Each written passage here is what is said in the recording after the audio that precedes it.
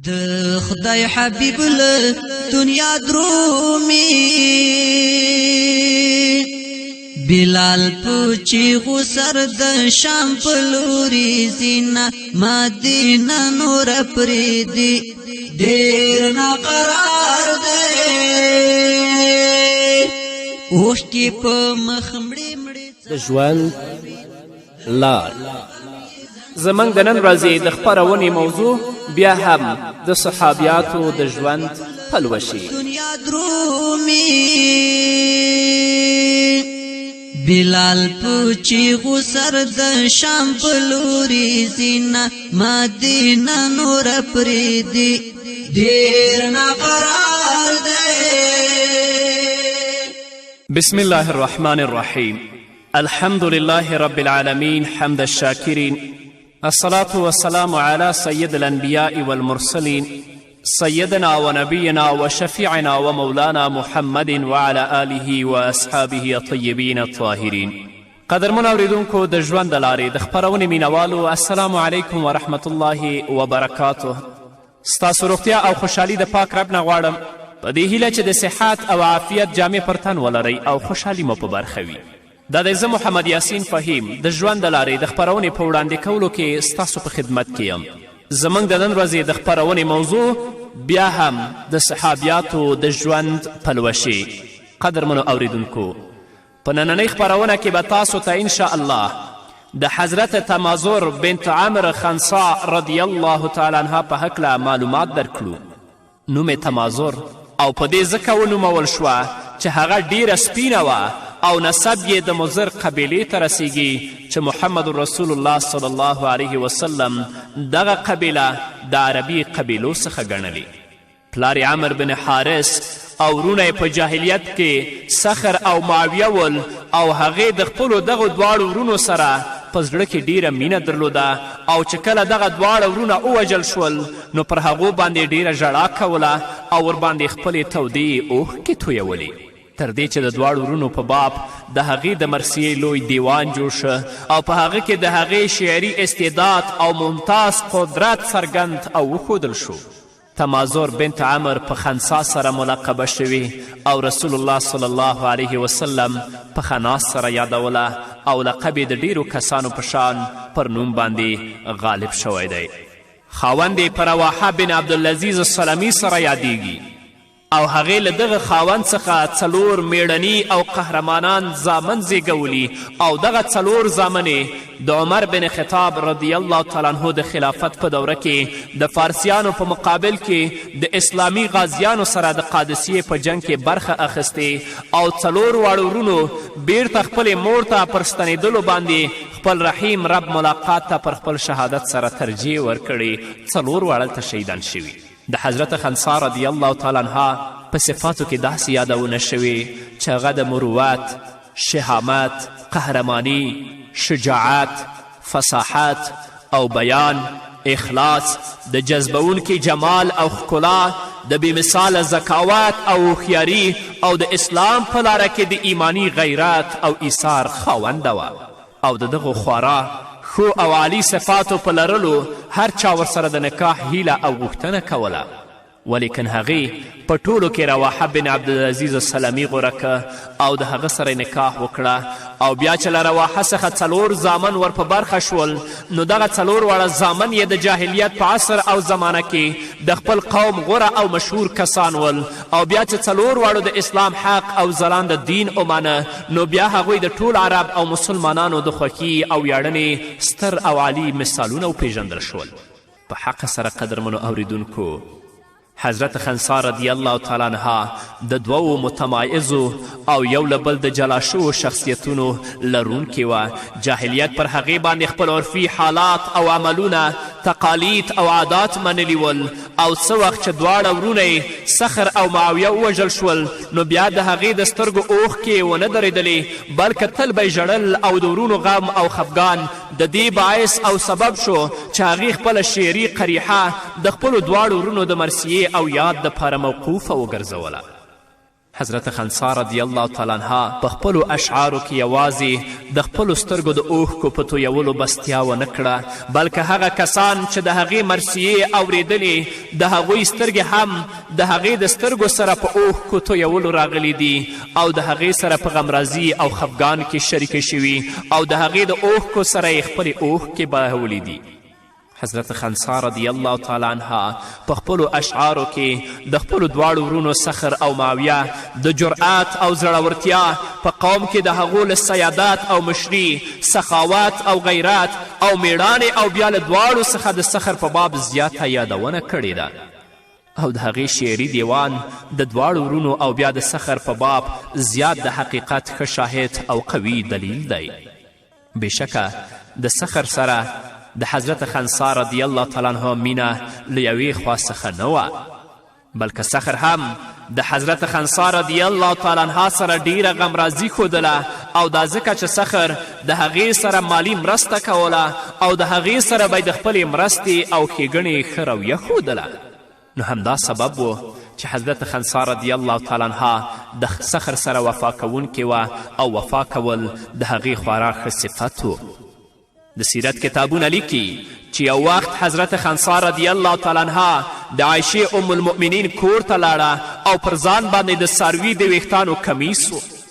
نو ام المؤمنین حضرت عایشې صدیقې رضی الله عنها حضرت خنسا رضی الله تعالی عنها ته وویل دا څه دي ای خنسا پر الله سوګند رسول الله صلی الله علیه وسلم وفات شو ما هغه وانه غوست یعنی دا تا څه اغوستي؟ خنسا وویل دې ته یوه معنا شته او هغه دا چې زه یې ورته وبللم په تحقیق پلار یعنی زما پلار د خپل قوم معزز کس ته په نکاح کړمه او هغه یو تلف کوونکی سړی و او په خپل مال کې اسراف کوه تر دې چې خپل مال یې ټول خلاص که څه یې پرې نه ښودل یعنی زما خاوند چې څه درلودل هغه یې ټول مصرف کړی څه یې پرې نه ښودل نو بیا زه خپل ورور سخر ته راغللم نو سخر خپل مال دوه برخې وویشه او زه یې د ښې برخې اخیستلو ته وبللم نو موږ ورڅخه په ښه حالت ولاړو بیا زما خاوند ټول مال ولګوه نو بیا سخر ته د خپل ورور ته راغلم نو په دې ځل سخر بیا خپل مال په دوه برخو وویشه او د ښې برخې د اخیستلو اختیار یې موږ ته راکه نو په دغه وخت کې د سخر ښځې زما ورور ته وویل آیا په دې خوښ نه یې چې د هغې دپاره خپل مال دوه برخې ویشي او بیا سره د دې هغې ته اختیار ورکوي چې د مال د دوو برخو څخه خورا ښه برخه واخلي؟ نو سخر د خپل ښځې ته څه وایي؟ والله لا امنحها شرارها فلو هلكت قددت خمارها واتخذت من شعر صدارها. پر الله سوګن هغې ته بد یې نه ورکوم یعنی خراب مال نه ورکوم که زه هلاک او مړ شم نو خپل پوړنی به څیرې کړي او له ویښتانو څخه به ځان ته کمیس جوړ کړي. نو خنسا فرمایي ما سوګند وکړه چې کمیس به زما له ځان څخه نه جلا کیږي. نو سخر په خپله ورکړه کې اسراف کوونکی و او هغه دوه ځلې خپل مال ما سره نیم که نو آیا د هغې د سترګو کنجونه د دې وړ نه دي څو چې وس وي د هغې د مال په مقابل کې خپلې اوښکې تویې کړي؟ نو ځکه دا کمیس ما اغوستی. حضرت خنسا رضی الله تعالی عنها په اشعارو کې د خپل ورور معاویه هم یادونه کړې او د هغه په باب یې مرثیې ویلي دي او په اشعارو او مرثیو کې د هغه له جنګي مهارت او زړورتوب څخه یادونې کړي او د هغه پسې د اوښکو تویولو او د هغه د یاد ساتلو عهد کړی چې زه به تا پسې اوښکې تویوم او تا به تل یاد ساتم. یوه ورځ امیر المؤمنین عمر بن خطاب رضی الله تعالی عنه د حضرت خنسا رضی الله تعالی عنها نه پوښتنه وکړه او ورته وویلې ما اقرح ما قیکې څه څیز د ستا د سترګو کنجونه زخمي کړي دي؟ هغه ورته څه وایي؟ د مضر پر ساداتو او مشرانو زما ژړا یعنی په خپلو ورونو پسې ما دومره ژړلي دي چې زما د سترګو کنجونه زخمي شوي دي. امیر المؤمنین عمر بن خطاب رضی الله تعالی عنه بیا خنسا ته څه وایي؟ یا خنسا انهم فی النار بېشکه هغوی په اور او په دوزخ کې دي. خنسا بیا ورته څه وایي؟ ذلک اطول لعویلی علیهم زما د ژړا دپاره چې پر هغو باندې دا ډیر اوږد دی. بیا یې داسې وویل کنت ابکی علی صخر علی الحیات فإن اليوم ابکی له من النار ما پر سخر باندې پر ژوند ژړل نن ورځ د هغه لپاره له اوره ژړم چې د هغه ځای دوزخ دی کله چې له جریر څخه پوښتنه وشوه چې په خلکو کې د هغو ښه شاعر څوک دی نو جریر وویل که خنسا نه وی نو د خلکو ښه شاعر زه ومه نو د هغه نه پوښتنه وشوه دا په څه پر تا غوره ده هغه وویل په دغې وینا سره چې حضرت خنسا رضی الله تعالی عنها کړې ده ان الزمان وما یفنا له عجب ابقي لنا ذنبا واستوصل الرأس ان الجديدين في طول اختلافهما لا يفسدان ولكن يفسد الناس بېشکه زمانه او څه چې فنا کیږي ورته تعجب دی چې موږ ته ګناه پرېږدي او سر ویستل کیږي بېشکه شپه او ورځ په خپل اوږده اختلاف کې سره نه خرابیږي ولیکن خلق خرابیږي د جریر وینا په دې باندې چې خنسا د شعر په میدان کې د اوږد لاس او ثابت قدم خاونده وه دلالت کوونکې ده او ناچله دینار له ښه دینار څخه صرافان پیژني نور څوک نه پیژني نو جریر شاعر و په دې وینا باندې ځکه پوهېده او په دې باندې اقرار کوه که حضرت خنسا رضی الله تعالی عنها نه وی نو په قوم کې ښایسته شاعر زه وم خو زما نه خنسا ښایسته شاعره ده د حضرت خنسا رضی الله تعالی عنها دریس د دواړو ورونو په باب د منطقې او محیط په اساس او غوښتنې سره و مګر داسې سیمه او محیط نه و چې تر ادبه پر خپل حال او کیفیت پاتې شي هماغه و چې د اسلام حق لمر را اخود او د هغه نوراني وړانګې د خنسا زړه ته ورننوتلې او د هغې زړه یې د جاهلیت د تیارو او خیرو څخه پاک او هغې ته ښه او آرام ژوند ور په برخه که او هغه په دغه نوي دین سره معززه او فخر کوونکې وګرځېدله لیکن باید وویل شي چې دغې ښځې څرنګه اسلام ومنه او سیسیس د هغې شخصیت ته تغییر ورکه حضرت خنسا رضی الله تعالی عنها د خپلو څلورو زامنو سره د بنو سلیم د وفد او ډلې سره د رسول الله صلی الله علیه وسلم د ملاقات په قصد روانه شوه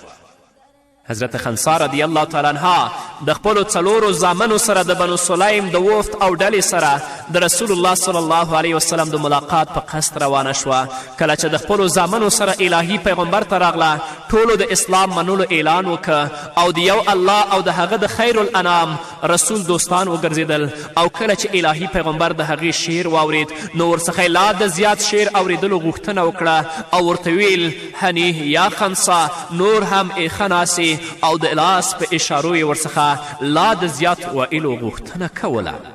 ولیکن د رسول الله صلی الله علیه وسلم او د تای د وفد ترمنځ څه خبرې وشوې عدي بن حاتم او د هغه خور صفانه بنت حاتم او د هغه د قوم وفد چې اسلام ومانه نو عدي الهي پیغمبر ته ویل ای د الله رسوله بېشکه من کې خورا ښه شاعري خورا ښه سخي او خورا ښه اسوار شته الهي پیغمبر ویل سم هم الهي پیغمبر صلی الله علیه وسلم ورته وایي چې د هغو نومونه راته واخله عادي ویل د خلکو ښایسته شاعر امرؤ قیس بن حجر او د خلکو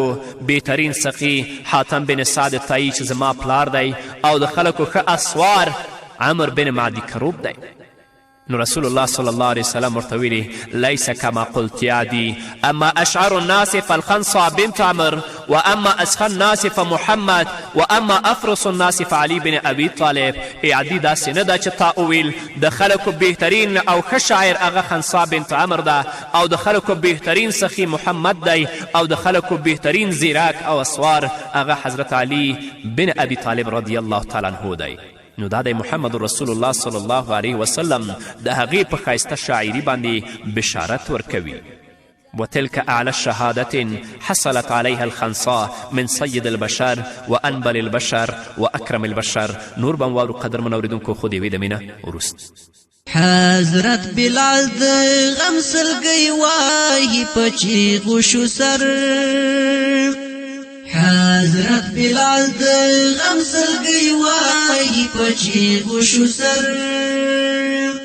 ماشوم زړګی سخت دردیږي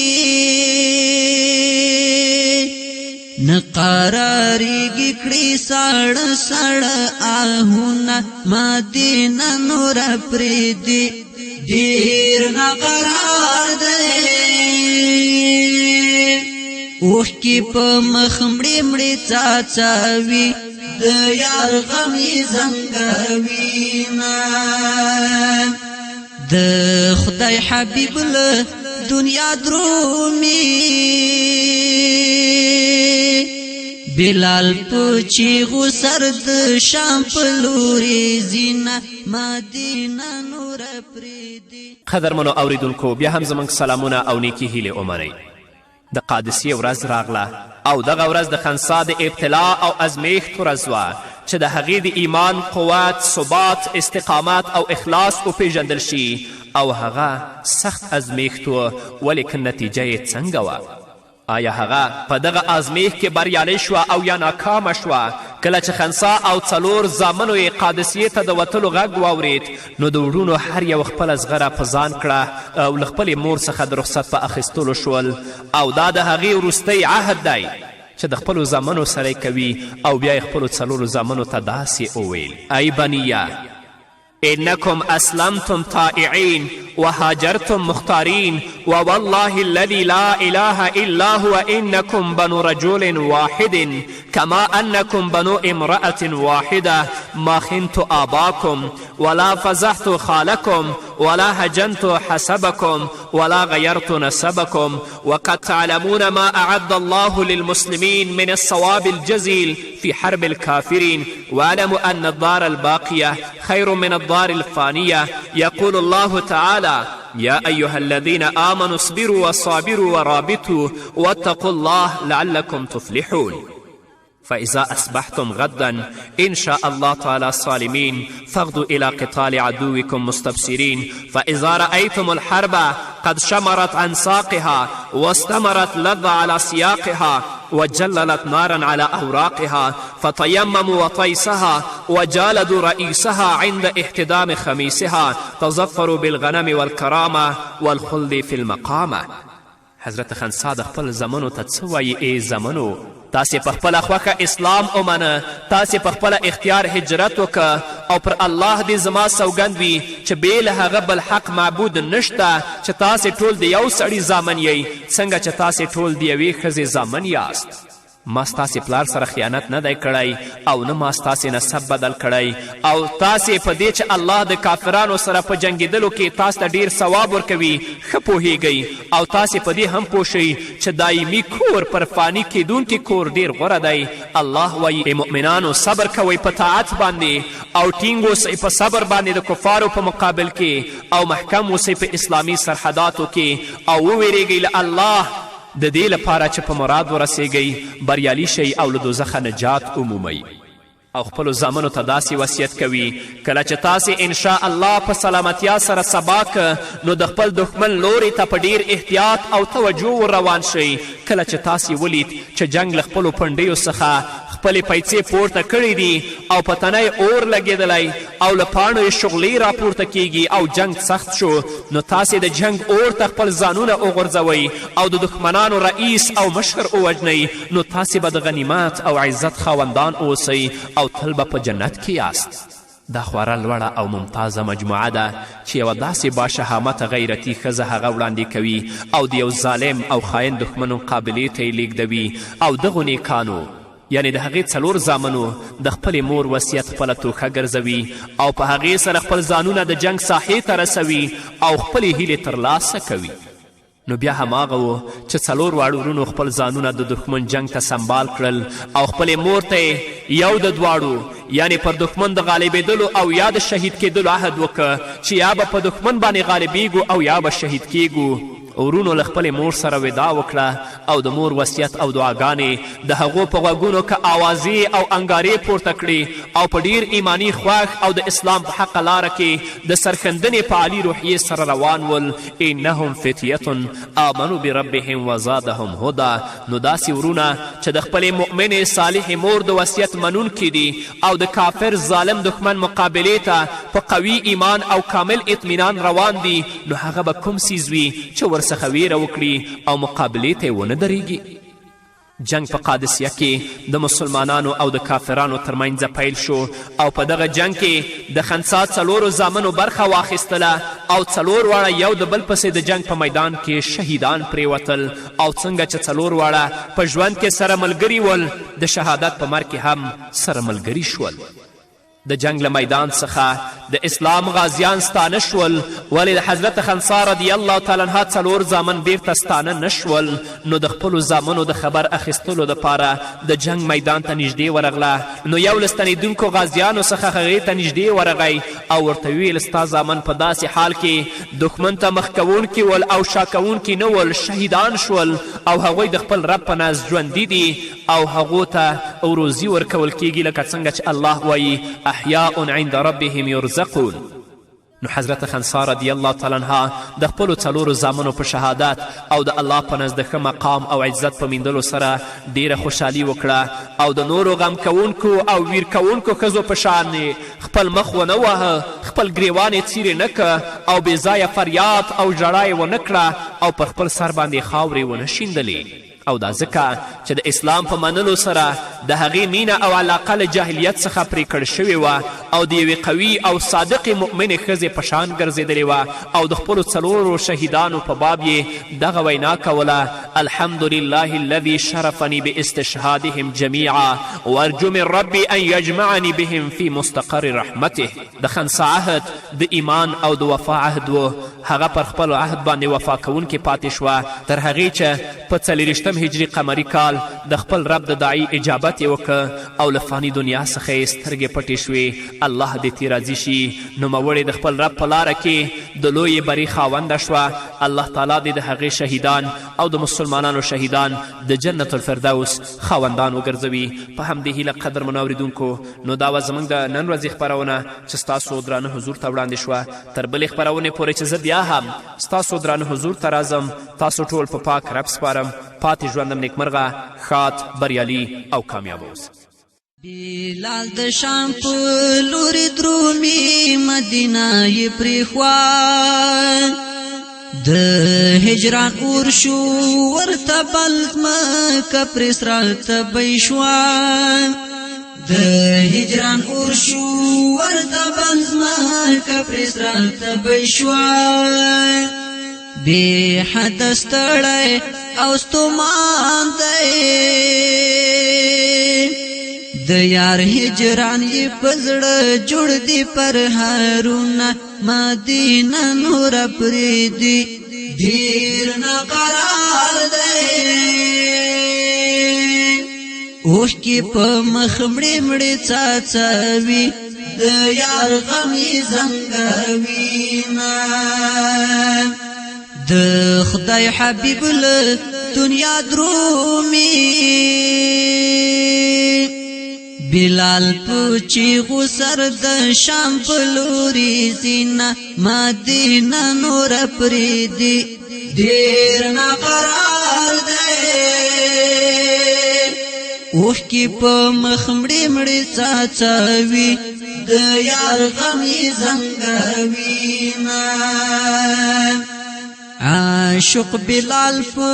زړه زخمي چې شام ته ورسېده هلته یې خوب کې هاشمي رسول الله ولیده هلته یې خوب کې هاشمي رسول الله ولیده ورته یې وویل بلاله ډېر بې وفا شوې زما دې پرېښودل څنګونه مدینه نوره پرېږدي ډېر ناقرار دی اوښکې په مخ مړې مړې څاڅوي د یار غم یې زنګوینه له شام نه بیرته را روان شو مدینې ته راغی په مینه مینه د جانان ښکلې روضې ته راغی په مینه مینه د جانان ښکلې روضې ته راغی د غم په ټالبان دې زنګېږي چې د دلبر د سپین مخ نشته دیدنونه مدینه نوره پرېږدي ډېر ناقرار دی اوښکې په مخ مړې مړې څاڅوي د یار غم یې زنګوینا د خدای حبیب له دنیا درومي بلال پوچی غسر د شام پلوری زینا مدینه نور پریدی دیر نقرار دی اوخ کی پا مخمڑی مڑی چاچاوی د یار غم یې زنګوینا تری نراتاو شول لور پلوری گلالی اصحابان ټول ورته وایي چې بلالا مونږ ته وکړه اذان ټول ورته وایي چې بلالا مونږ ته وکړه اذان بیا د منبر په لور روان شو د زړه په زور باندې ور اخلي قدمونه مدینه نور پریدي دیر نقرار دی اوخ کی پا مخمڑی مڑی چاچاوی د یار غم یې زنګوینا د خدای حبیب له دنیا درومي بلال پوچی غسر د شام پلوری زینا مدینه نور پریدی دیر نقرار دی اوخ کی پا مخمڑی مڑی چاچاوی د یار غم یې زنګوینا چی اذان شروع کپڑ مخ پا زمین پریوت پا مدینہ کی شور غوغا شوا ہر مومن جڑید پا مدینہ کی شور غوغا شوا ہر مومن جڑید اے پیزانی سخت صحناوا وریاد شول خلقو تا د گران رسول وختونه مدینه نور پریدي دیر نقرار دی اوخ کی په مخمړی مړی چاچاوی د یار غم یې زنګوینا د خدای حبیب له دنیا درومي بلال پوچی غسر د شام پلوری زینا مدینه نور پریدی دیر نقرار دی اوخ کی په مخمړی مړی چاچاوی د یار غم یې زنګوینا اوخ کی په مخمړی مړی چاچاوی د یار غم